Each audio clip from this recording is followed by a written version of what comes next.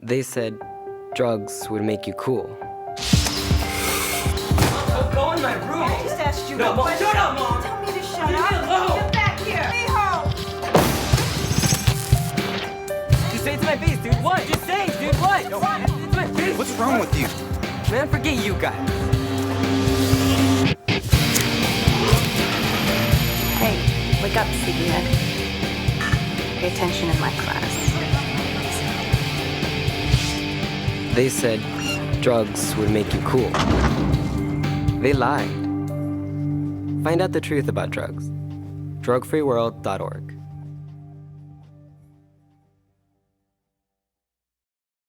Ako si Harvey J. C. Grabe. Ako ay 14 na taong gulang. Nasa ikawalong baitang, Siksyong Saturn.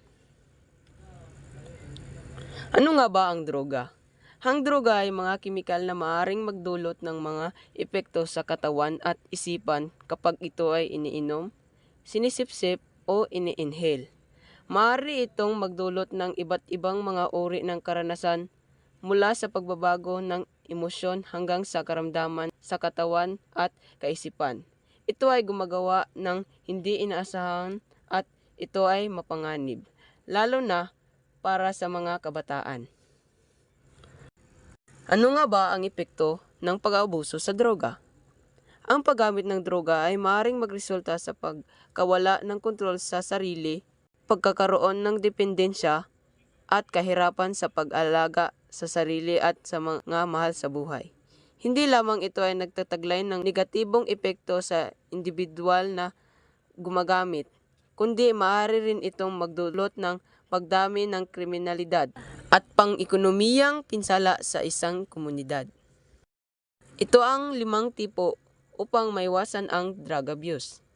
Una, umiwas sa mga lugar kung saan alam mo na may mga droga at alkohol na magagamit o mainom. Pangalawa, paglapit sa iyong mga kaibigan na hindi gumagamit ng droga. Pangatlo, dapat na alam mo kung paano tumanggi sa pang-aabuso. Pangapat, pag-aaralan kung paano makipag-ugnayan sa stress at mag-relax ng walang gamit na droga. Panglima, paghirap sa iyong sarili sa mga gawaing tulad ng pag-iensayo o pagkikinig ng mga musika.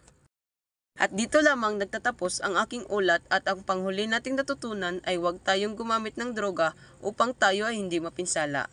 At salamat po sa inyong pakikinig.